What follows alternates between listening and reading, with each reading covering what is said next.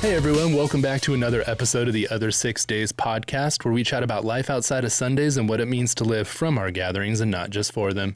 In this episode, we're joined by Pastor David Bell, our new Next Gen pastor, who's passionate about raising up the next generation of disciple makers and helping them be adequately equipped to engage the world with the gospel. David, welcome back to the podcast. Thanks. It's a pleasure to be back. So our conversation, it's a fun one today. As you and I have had many previous conversations before on this particular topic, we've both had the privilege to engage in a variety of discipleship opportunities and relationship building as both mentor and mentee and even trainee capacities. Mm-hmm. As a result, I'm sure we have a ton of stories, but let's start by sharing some of the more memorable and not so memorable moments. For sure. Yeah. So what do you think? What's a moment that you thought like, man, I was so built for this? If you have one. Yeah. So the first dude I ever discipled, where I was like, man, I'm not cut out for this. Oh, okay. Was this guy named Tim, and Tim and I are really close now. He was one of the groomsmen at my wedding, so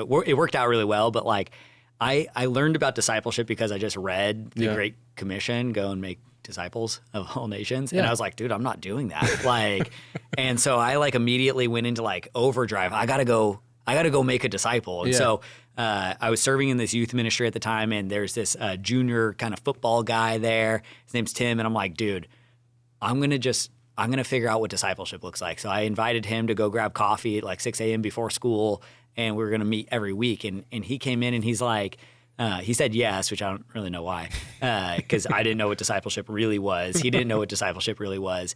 And the first coffee, he looks at me and he's like, so what do we do? Yeah. And I was like, I think this is it, man. Like, I think it's coffee. We just have coffee. But I wasn't being discipled. I didn't I was going to church and I was like in guerrilla, I was like plugged in, but like I didn't have a mentor at that time. So I was like, I'm going to get back to you, Tim, right? Like this is going to get better. I promise. Just stick it out. But it was so awkward for the first probably like 3 months. Like, I'm like desperately searching for a mentor, a disciple maker, so that I could learn what discipleship is while I'm simultaneously trying to keep this kid engaged in a conversation about his spiritual formation. And I'm not forming him at all. Like, we're just literally grabbing coffee and I'm like and we're just staring at each other awkwardly. Yeah. And like, you know how it is with guys. Guys aren't big talkers typically. And so you're like, once you run out of a question, you just...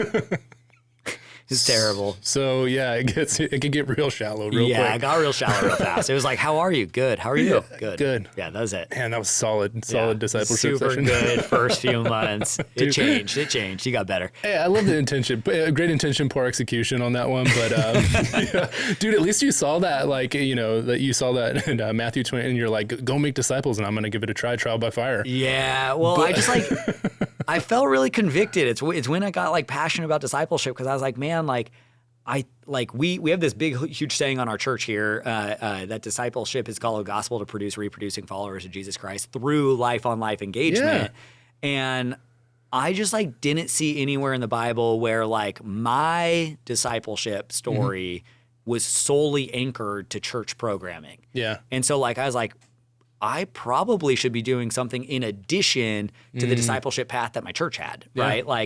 And I didn't know what that meant. And I didn't see a lot of people doing it. And so I was so confused and just trying to honor Christ. And it was it was really awkward. It was terrible. That's cool. I mean, but that's where it starts though, right? We all kind of stumble into it a little. You got to make the decision eventually, however you're equipped. That's right. So that's pretty cool. That's right. What about, is there another one that you're kind of success, or you're like, man, that actually worked out really good, or, that, I don't know, God showed up in a big way? Yeah. I mean, one of the dudes I discipled is one of our residents now. So it's been fun to see it's been fun to see how I kind of forced him into discipleship. So I went to go revitalize a youth ministry in Ventura, and it was excellent. But when I got there was an average of 2 students that showed up, and I forgot. So it was pretty terrible. And he was one of them. Yeah. And so and he was awesome, right? And he had never been discipled, and I'm like, dude, you're going to start being discipled. And by then, years had passed from Tim to Caden, and by the time I got around to him,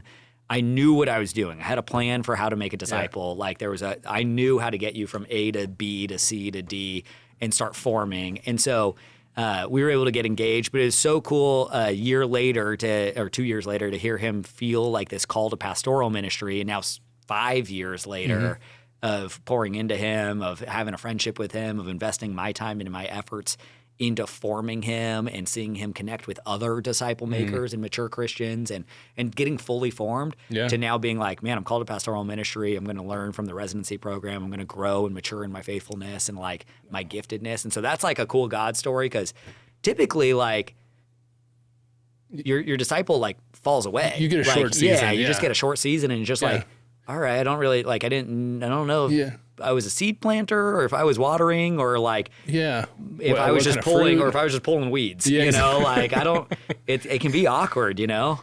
You did have one that didn't come back around. Oh, yeah. So I was just talking to CJ about, so one of the guys that I chose to disciple, this guy was so zealous, man. I really liked him. I really liked him. We were meeting every week, and I try to figure out like if guys are worth the investment, right? Like, are you showing up? Are you prepared? Are you like, or are you canceling all the time? Are you late? Are you unprepared? Right? And he was so hungry to learn. And so I go one week and he just no-showed me. And I'm like, dude, like that's out of character. Like, what's up with that? So I'm texting him. I'm like, dude, like, where are you? Like, bro, like you have to at least let me know. Like, I got a fan, like what's going on? And so I get to church and they're like, David, did you hear about, did you hear about this guy? And I was like, yeah, like that's my disciple. What's up? Like, what happened? And they're like, oh, he's in jail. And I was like, well, that makes sense. Like he wasn't at his meeting this morning. Yeah, he gets a pass. I literally don't know whatever happened to him. Like I know he got arrested, and like I never ever heard from him ever again. Jail ministry, dude. He went into a different ministry field. You know, like different context. So that was one where like the fruitfulness was growing. He was growing in a different tree. Like he wasn't learning. Yeah, he's bearing a fruit you know nothing about. So it was brutal. It was brutal. But funny. that was like a really awkward. That's like hindsight 2020. It's a funny story, but in the moment I was like, yeah. You're like, this is a very poor reflection of me. Like he's supposed to be imitating me. Like this isn't good. Like people are gonna start wondering, like, am I a criminal? Like, it wasn't good. It was so funny, man. That's funny. Dude, it's so funny. Well, thanks for sharing those, dude. I like that it's hilarious. Yeah, I've had mine were similar. I've talked about them before, but like mine, I don't have anything specific in those, but mine is mostly the realization for me is that I tend to do, it's a shoulder to shoulder, peer to peer kind of thing. And I just step into them faithfully. And I'm like, man, God, you use this time in some way that's fruitful. Yeah. And I'm, usually well organized and planned, but they never turn out the way that I anticipate. I kind of build these like romantic ideas of what not romantic, but like big ideas of like being seen as eloquent and that I'm going to bestow this great knowledge. And they're going to be like, oh my gosh, my life has changed, but it's that's always self-serving. Yeah. And then God ends up doing something totally different. And most of the time those guys end up saying, you know what you taught me? Every guy, it's a common thing. I almost know it's always going to pop up is that I tend to create a permission that other guys say, if you can do it, I can do it. Yeah. And I'm like, man, that was so humbling for me. Like when I first realized that like other guys were like, actually you make it so accessible and so easy and you don't do it really that well. Yeah. I actually feel empowered to do it. Yeah. Which is great. Yeah. For kingdom building and stuff, but it like makes you feel a certain way at first where you're like, oh man, actually I did such a poor job that you're like, I can do better. Well, CJ, you mentored me for a while, right? Like when I first got to Southwest, now Wellspring, but you mentored me for a while when we were going through Downline together, and man, you do make it accessible. Like you're approachable. You're like a guy that is easy to trust, and I think like there's a little bit of like. I hate using the word magic in Christian circles because I think people like judge me immediately, but there's a little bit of sauce to that. Like there's a little bit of special dust that's poured onto like that characteristic of making people have a safety to show up vulnerable and transparent. Yeah. That not everyone has, right? Like I know I don't. Like so when I start discipleship relationships, like you have this ability to make people feel comfortable really, really fast. Yeah. I have to like build relationship. For a long time before someone's like, I'm now gonna like divulge my sinful nature, like, and you're like, oh, okay, this is cool. It's happening now. I think you have this special sauce where it's like, man, people show up and they're willing to be transparent. Yeah. And it's probably that shoulder to shoulder kind of component that you do in discipleship. And so it's great though. Yeah, it's great. Once you recognize that it's cool because you can actually embrace it earlier. Yeah. And then two, what it did for me though is so awesome. I was always this endeavor that was so personal or singular, you know, like it was me discipling someone else. Sure. I realized I needed other guys to help me disciple other guys. Oh, that's great. So then it becomes more of a team. I'm like, hey, you're equipped in a certain way that you bring another layer, another aspect to it. So it actually ends up being more communal. Yeah. And so like, I'm like, hey, I need to tap other guys on the shoulder, have them come in, speak to the group, talk about, so I'm way more open to other people pouring into the guys I'm pouring into. Which is so huge. And I learned that from a pastor out in, where is he? Little Rock, Arkansas. His name's Danny. Danny Hinton? Yeah, Danny Hinton taught me this. So Wow. Danny is great. He was one of the teachers at Downline, and I stole 45 minutes from him because I had to pick him up from the airport one time when he was coming out here to speak. And I'm like, dude, Danny, I'm so sorry for doing this, but I'm going to ask you every question I have, right? Because like this is your job. Like you make your job is making disciples. Like that's all you do. And so like I had a bunch of questions, and I asked him that because I realized I was very selfish early on in disciple making. I wanted to hold people near to me because I thought I was the best one at it. Yeah. And then Danny's like, dude, no, a good disciple maker shares his disciple with mature believers because I only have a certain angle that I'm going to understand something or a certain level of knowledge or a certain level of maturity or certain giftedness. And like you want to expose them to mature believers that can get them fully formed. Otherwise, you're going to be creating a mini you, and you aren't perfect. You know, and so like that's not a good example. And so it was really cool to hear like that layer of it and to realize, man, my limiting of a disciple's relationships is a direct reflection of my effectiveness as a disciple maker. You know, and so good. And learning that is great. And that's the thing about making disciples is like.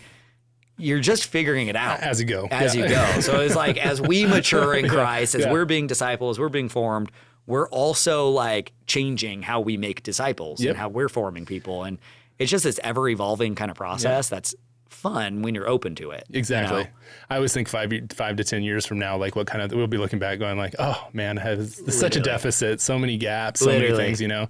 And, you know, the Holy Spirit shows up and takes care of all of that for you, you know? But yeah, it's a pretty humbling, but also a great, like a wonderful opportunity. Yeah, so. It is great. Well, tell us a little bit about like orient people to, you know, what we mean when we say the word discipleship a little bit, but mostly like your passion and like how you engage in it practically and how you were called to it and all, you know, all the things. Sure. So like I said, to me, discipleship is very much what our church teaches, which is the call of the gospel to produce reproducing followers of Jesus Christ through life-on-life engagement. So there's a lot of layers, right? I think the thing that oriented me to discipleship is discipleship just small group? Yeah. Is discipleship just church attendance? Is discipleship just serving? Or is it a collection of all of these attributes with an individual involved in your life, making sure that you're forming through those attributes? Yeah. And so I think that discipleship's this kind of conglomerate of a lot of things. I practice discipleship in a life-on-life engagement because I trust my church to disciple people programmatically and move them from milk to at least the beginning of meat, you know? And then my job is to walk with that person in life and engage with them in whatever way I can. And again, I learned this just literally by reading the Great Commission. I'm a super logical person. So like if I read something that I'm not doing, I'm like a big self-corrector. So I read that and I'm like, dude, I'm not doing this and I need to do this. And so I started just kind of stumbling into it. But then I also realized like if I'm going to make a disciple, I need to be discipled. And so I very quickly, I started making a disciple before I was ever discipled. Like I just allowed programs to form me and education to form me and things like that. And so my first mentor is Pastor Wes Harding, who's this phenomenal man of God. And he was a pastor at our church, and he was so incredible and taught me a lot. But I realized that I needed to expose myself to other disciple makers simultaneous to him because he was like a leadership guru. He was really, really good in that space. John Maxwell. Yeah. He was forming me as a professional leader, as a pastor, as a vocational minister, and excellent at it. And then I came along with Pastor George Lopez, not the comedian. Oh, good, good clarification. George Lopez really formed the family orientation of me. And so I kind of met with these two different guys at the same time. Business and family. Yeah, and just like personal, professional. And I just realized like I just had gaps. And so I think if you're like a humble, self-aware person, you realize like what a disciple maker or mentor can offer you. And like, that's great. Take it. It's gold, you know? But like, if there's gaps in that, find someone who can fill that. Right. Like, and so it was great. And they both knew each other. They knew I was being mentored by each other. So they were able to dialogue on the back end and talk about what was going on. Like, how's David? How are we forming him? Are we overlapping or are we not? Like, should we like, oh, you're going to miss your meeting with him? I'll pick up. Right. And so I was able to have two mentors that had a deep relationship with each other that were older than me by a couple decades and like had done all the things that I'm hoping to do. And so like, it was a cool season. And that formed you a lot. I mean, that had huge implications as to like how you function now, right? I mean, fundamentally, because I had a safe place to where I could go and express where I'm at and what, and you know, when you're a young guy, I started getting discipled when I was 20, 21. Yeah. So like, I'm a young guy, so I think I'm the best person in the world. Like, I am the guy. Like, everyone else is dumb. You thought you were mentoring, or that you were discipling them. And so you go into it and you start realizing through discipleship, like this characteristic called humility, because you realize real quick that you don't know the answer to every single thing in the world. Yeah. And so I was able to like really understand. At that time, I was a children's pastor. So like, get that, like, CJ, this was so convicting to me. I was pastoring kids, and I had never been discipled. And like, that was so convicting for me because, and then I realized like, man, there's probably a lot of people that don't engage in life on life discipleship. Got it. They engage in programmatic discipleship, you know, and which is good also. Like, it's not a negative, but life on life, you just form like in a really deep, intimate way, really fully. And so they were able to expose some deficits in me. I ended up stepping out of the pastorate for a while in order to like just go like sit in a humble position and learn. Sit under that and learn, and kind of grow because I was realizing like, man, I don't actually think I should be doing this right now. Well, it's hard to pass on something that you don't possess yourself. Yeah. So, you know, you're like, hey, I don't know how to give what I don't have. Yeah, so, exactly. like, you got to, you know, so there's a little bit of that. And I think you can do it, like, at various levels, like, well, even if it's just a little, like, you can give that. But in that position, it requires a little bit more. Yeah. This led a lot, though, into, like, tell us a little bit about your new role that you have here at Wellspring. You have, and, like, why you feel called in this season of ministry to that particular one has a lot to do with some of this stuff, right? Yeah. So my role just shifted January 1st, so 20 days ago. It shifted. I previously was doing operations here and overseeing like finance and all that stuff. And it really kind of shifted because of a conversation with Natalie and Ricky. They recognized that I was already doing a lot of the things that they wanted to see in this role. And we'd been searching for this role for a while. And so they kind of engaged in a conversation of just saying, hey, is the Lord doing anything? Like, knock, knock, knock. We see like, it. yeah, hey, like, are you paying attention? And to be totally honest, I wasn't. Like, I was like, no, dude, I'm like cruising. super satisfied. Like, I was watching you side job this, dude. Like, I was like, dude, this is fine. I'm just kind of like, and so I was doing a lot of the things that they wanted to see, right? I was having our pastoral residents come over and work out. I was mingling with people during the day. Like, I was making disciples. I was plugging in. Like, and so they're like, man, like, that's what we want to see. Like, can you start praying about this? And so it led into this prayer moment with me and my wife and just figuring out, man, are we being disobedient to the Lord if we say no? Or are we being disobedient to the Lord if we say yes, right? And we really felt like we would be disobedient if we said no. And so we said yes. And so the role is interesting. It's a few layers, but it has everything to do with spiritual formation and discipleship. And so now I get to oversee the pastoral residency. So just these young guys that are and gals being called to pastoral ministry, training them up in the practice of being a pastor, spiritual formation, the competencies that they need. Exposure, exposure, education, experience, all these things that allow them to understand. So they weren't like me as a children's pastor walking in and being like, all right, guys, like, I haven't been formed at all. Let me form you, you know, like, and just this crazy thing. And so, so I get to do that. I get to help our church launch what we don't really have a name, but we're calling it the Ministry Training Institute. So people that want more education, experience, exposure, but they're probably not going to seminary and into vocational ministry, but they want another layer of depth to their learning, to their knowledge base. And so I get to launch that with our church, which is going to be really, really fun. And that's going to be fully spiritual formation. Those are going to be our future, like, Pauls and disciple makers. And honestly, like, they're probably only doing it if they currently are making disciples, right? Like, they're already there mentally and in their ministry life. And so, give them more tools. And then the last layer is we're going to be launching this next gen, this young adult ministry for 20s and 30s, which I think is going to be really special to see, like, how, like, the Valley's just changed, right? Like, I'm a nerd, so I look at census data. I pay attention to trends of numbers. Like, there's 100,000 people under 35 in this Valley. Like, I don't, like, it's going to be great to create a space for them to feel like they have community and network, because our Valley's so spread out that a lot of young adults don't congregate together anywhere. And so I think it's going to be really special to launch this coming up and to see the church supply resources to meet the need of young adults in the Valley. I just think there's going to be this generational change that happens in families, that happens in marriages, that happens in churches because of what God is doing. And he's doing it globally, right? Like, we're responding to something that the Lord's doing all around the world. And so you see it everywhere. These 20s and 30s are the fastest re-attending church members. And it's just a really interesting place. But I'm super excited about this season. It's fun to be, it's just fun to, like, get to just do ministry, to just, like, be with people, to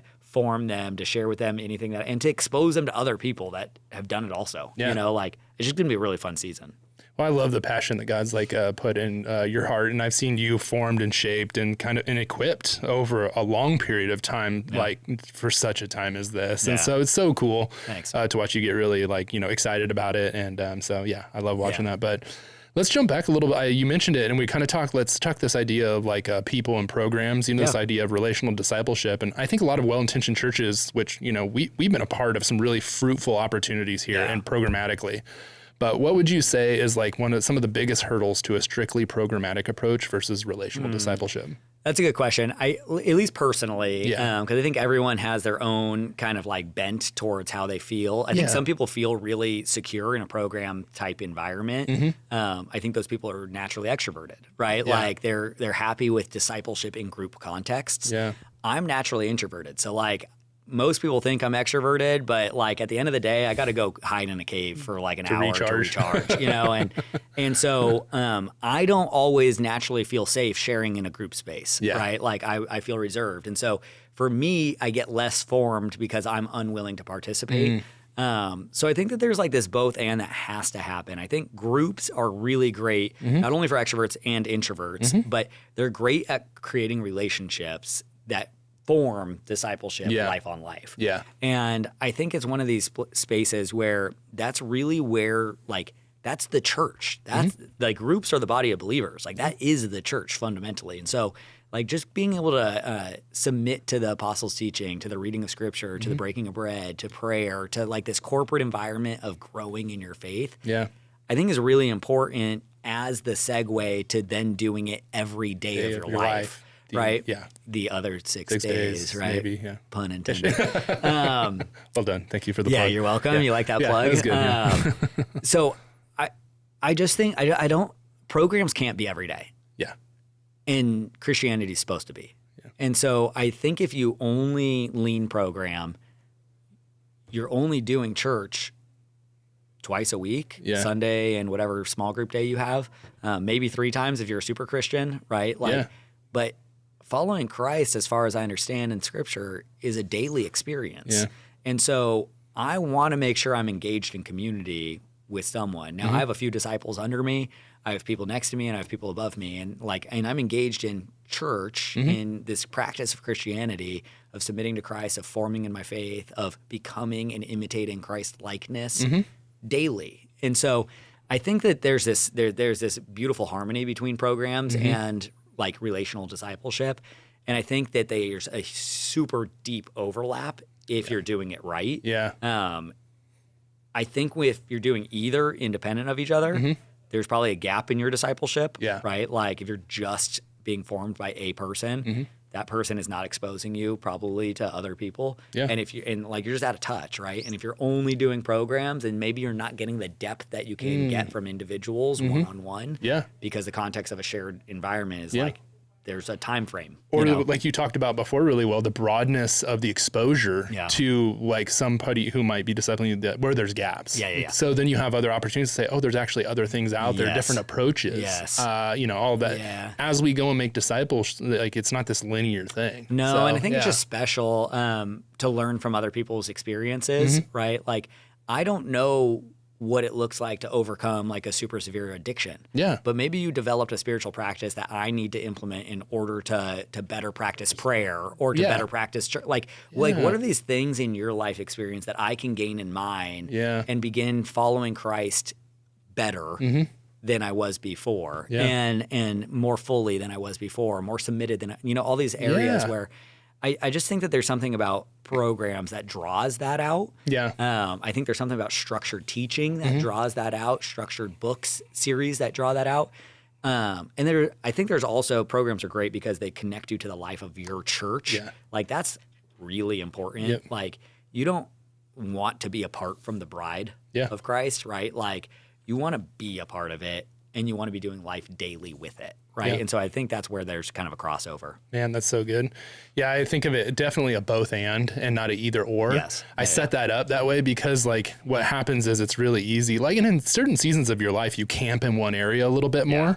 But I think it's very, very important for someone who's thinking about discipleship that you kind of keep a foot in both. Because you run the risk of, like you said, if you step into one, I think that can be what, some people call it dead end discipleship or recycleship.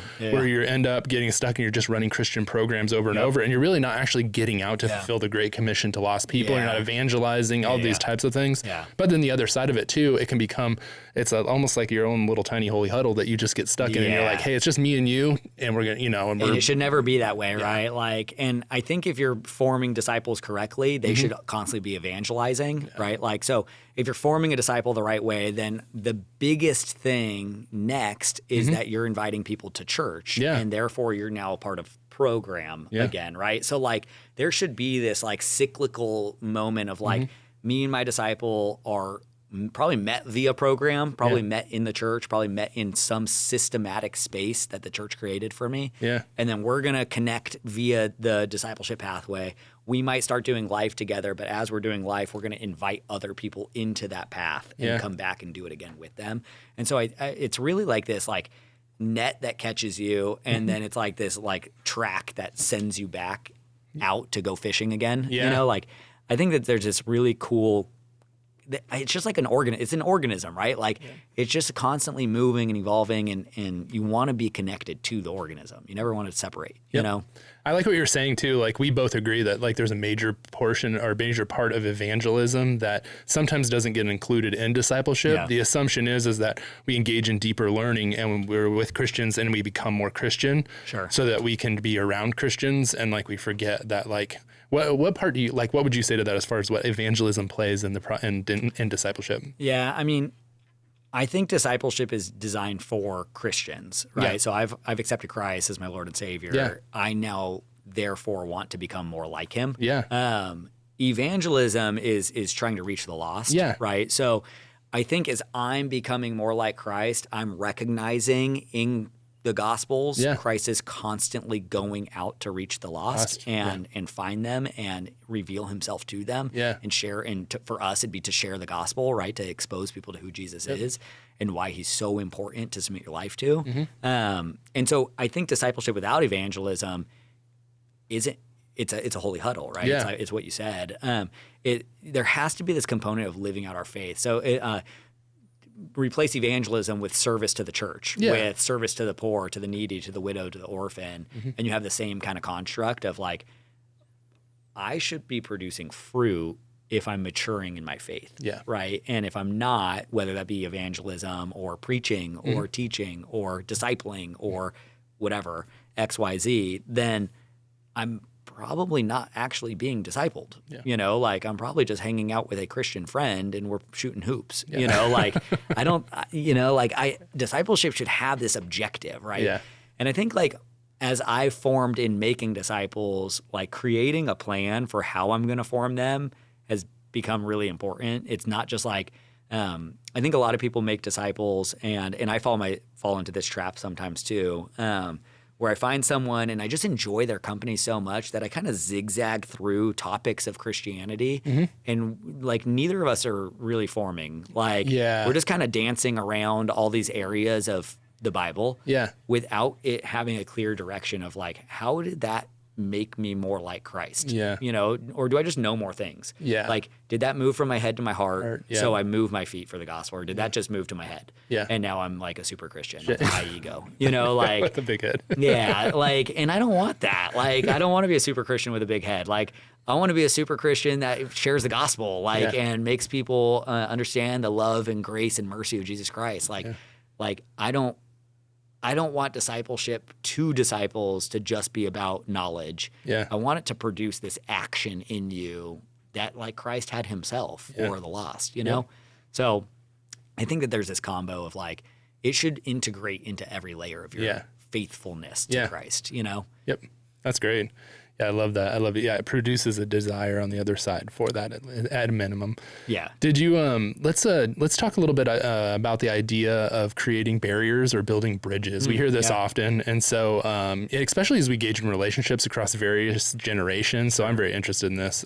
What do you think are some of the greatest challenges, barriers, or hurdles in engaging and discipling younger generations as we head into the future? Yeah, it's super interesting. So I'm like right on the edge of the younger generation that we're probably reaching right now, right? So like I'm what's known as a zillennial. Like I bridge the gap of millennials and Gen Z, and we just have so much access to every piece of information in the world, and so I think that a barrier is.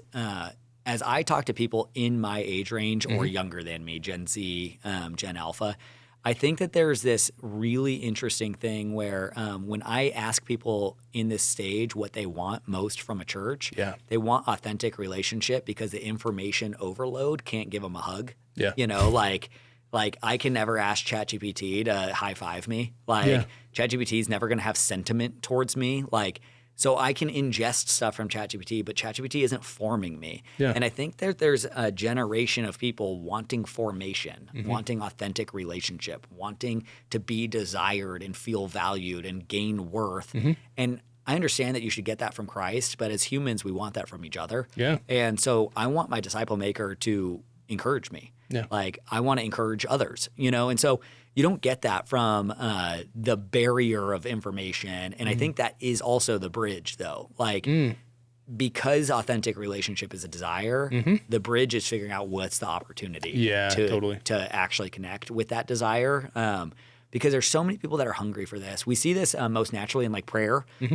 So at the end of a church service, if there's an altar call or a prayer call or however your church does it, but a moment where you can go to the prayer team, whether it be at the front of the stage or the back of the room, and engage in prayer. Most prayer team members are of an older generation, almost in every single church. Most people looking for prayer are not.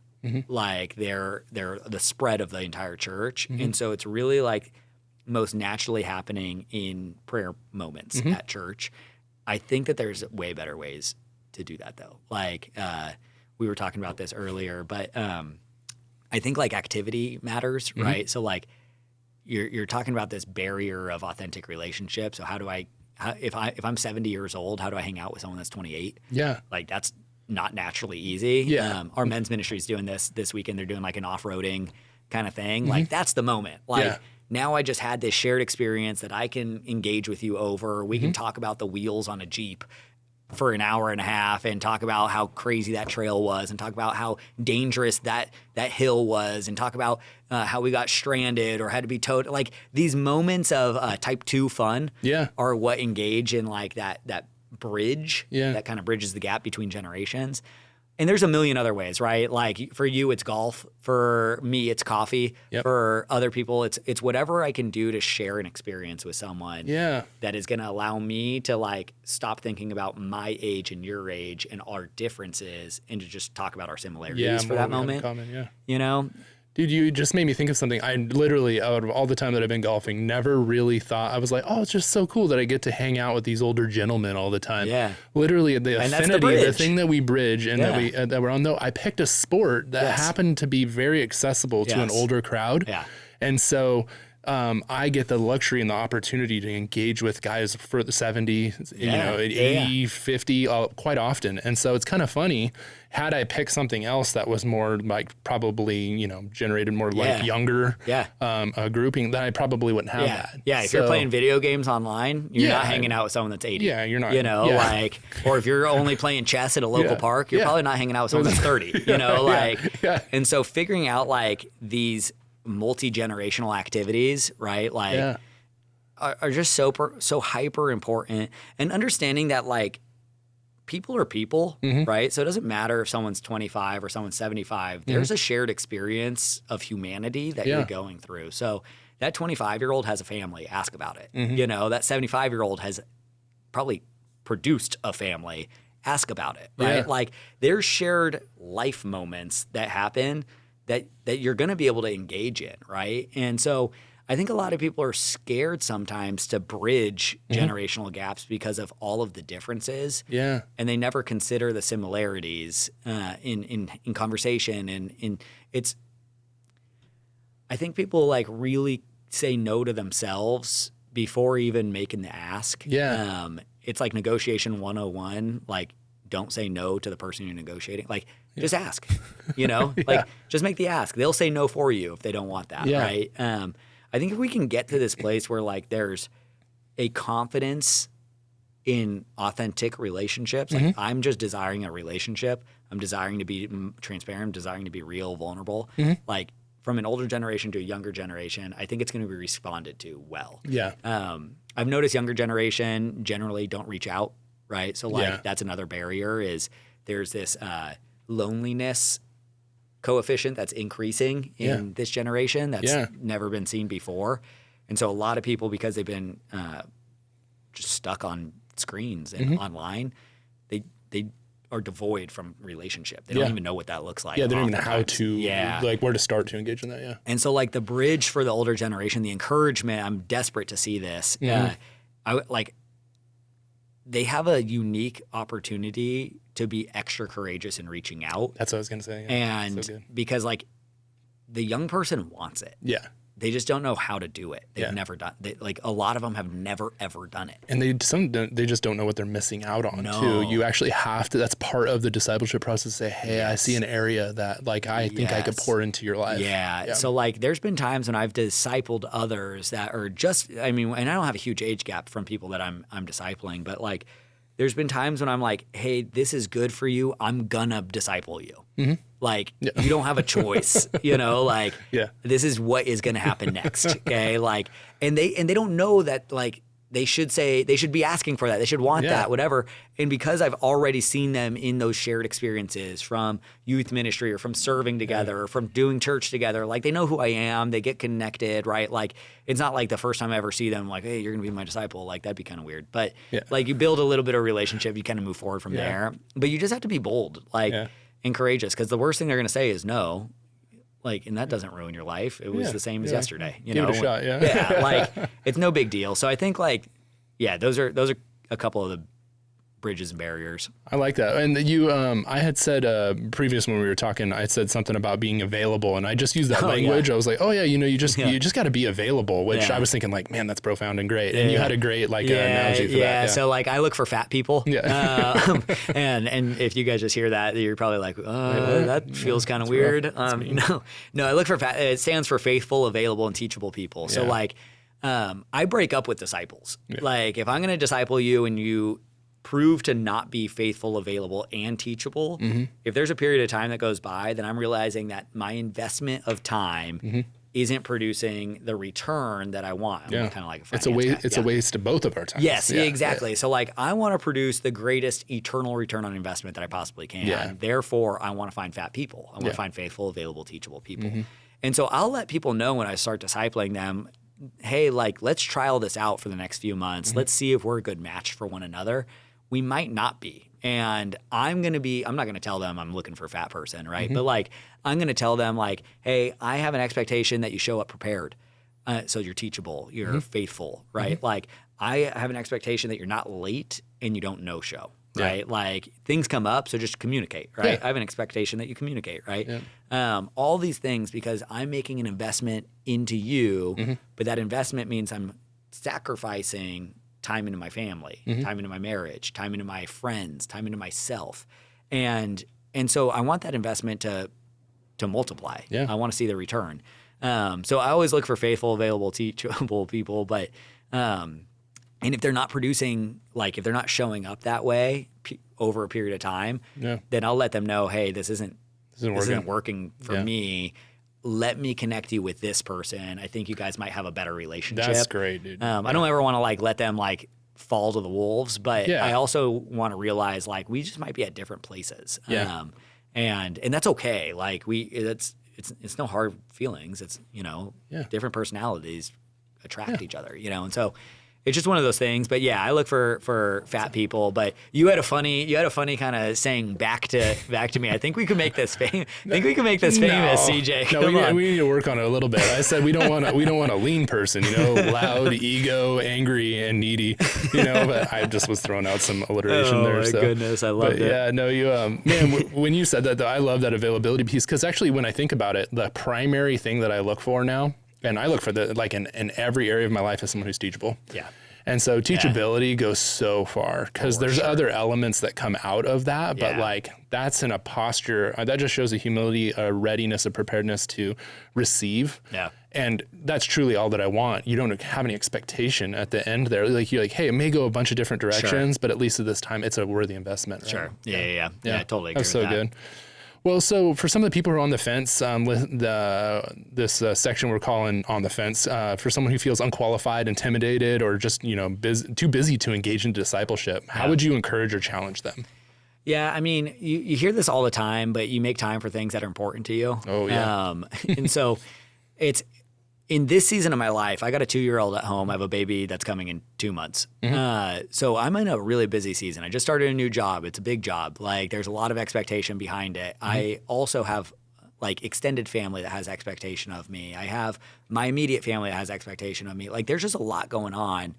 And in this last year, it's kind of just been like a chaotic time. And I realized that I wasn't fully investing into the discipleship relationships that I had created. And so I started just including them in areas of my life that I was already going to spend the time in. So when I work out, I include disciples into it. That's good. When I am going to go on a car ride or I'm driving to work, I call disciples, right? Like, so I think that there's a lot of like availability barrier that we create in ourselves that can, if we just include people in the current activities that we're already doing. So we're all going to go drive somewhere tomorrow.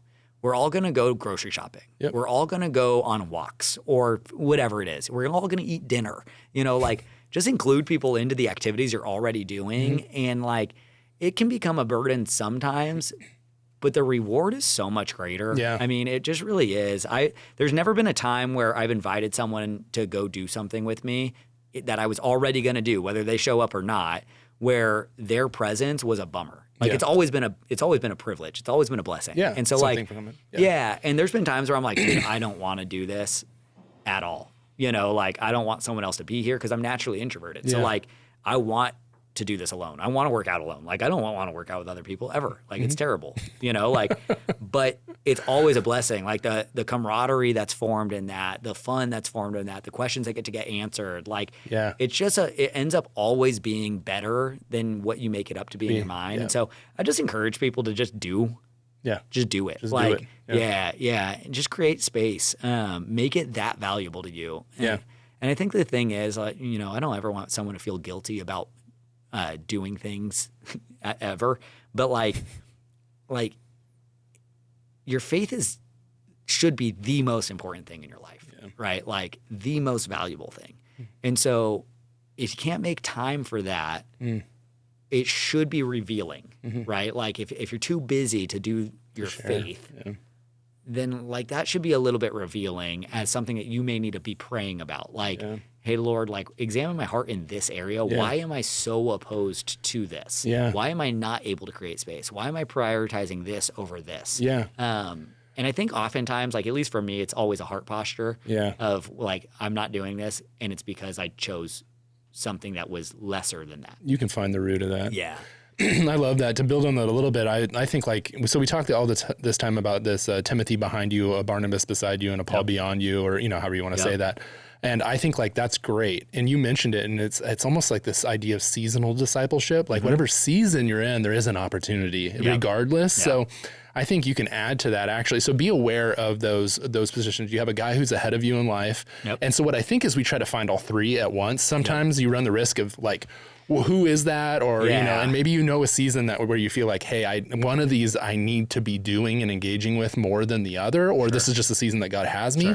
But I think if you just have an awareness of that, I think God will bring that to you, right? 100%. 100%. And that's good. And I put down too, I said that there's this fourth opportunity. I just heard this recently. It was the kind of one that stirred like my heart. And it was that I called it the prodigal and proximity to you. And that's the evangelism piece. So there's kind of this fourth arena because I think too, that for me, it creates as an introvert, this uncomfortable arena that we get to share our testimony and, you know, reach the lost and stuff that you just I don't get stuck in the recycle ship. And that's such a good posture because I think oftentimes for me, evangelism isn't the focus, right? So like having that as a reminder is so important to like, who are we as a group of disciples, makers and disciples? Who are we always searching for? And I just challenged people the other day at one of our 21 days of prayer, to be inviting people, right? Like, who are we inviting? Who's the name on your heart that like you've been too nervous to invite? And it's such a good reminder to constantly like be thinking about who's the prodigal around you. That is just one invitation away. You know, and that's a game changer. Now, you know, I mean, dude, you want to talk about some fun stuff to step into, like awkward, uncomfortable, all those things, inconvenient, potentially. Dude, well, on the other side of that, when you see people come up and through and follow Christ and then start to engage in a discipleship process, oh, dude, that's what it's all about. Yeah, that's the God moment for sure. Well, any other thoughts, comments, or encouragements for our listeners? No, I mean, I think we nailed it as much as we could, but like there's so much scripture about discipleship and there's so many things that you can do. And like, there's so much information on discipleship. It is like, the most hot button word. The most hot button word in Christianity today. I think like my encouragement would be to think thoughtfully about how you're going to form disciples. Yeah, that's good. You know, discipleship's important, right? Like that's obvious. It is literally called the Great Commission in the Bible. Like this is it. You know, it's the whole playbook. So you know it's important. You know you're supposed to engage in it. I would encourage you to think about how you're going to plan it, right? It shouldn't be random. It should be like, obviously there's a relational part of it, but like, how do I teach someone core Bible? Like, where do I get material? Like, what am I going to do when I meet this person? So you're not like me and Tim sitting across the coffee table and like, I think this is it, like staring at each other.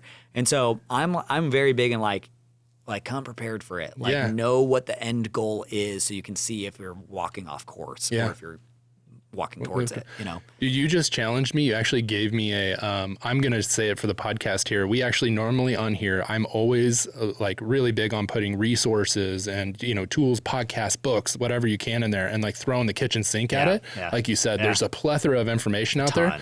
But because David said it today, the Great Commission, I just want to challenge you, read that verse, Matthew 28:18 through, 18 through 20. Go through, go and make disciples, sit with that and see where God takes you. That's it. That's like just advice. One takeaway, do that. And then from there, you can talk about resources and figure everything else out. There's a billion resources. You can't go wrong as long as it's faithful to the Bible. Yeah. So Great Commission, what's God calling you to? And then, let's see what happens. Yeah, absolutely. Oh, That's so great. good. That's good advice. Well, David, thanks for your time here. And thank you guys for joining us as always on another episode of the Other 6 Days podcast. Be sure to hit that subscribe, follow, share, and like, spread the word. And as always, take what you've heard and turn it into something you can do to further the gospel in the world around you. Until next time, peace.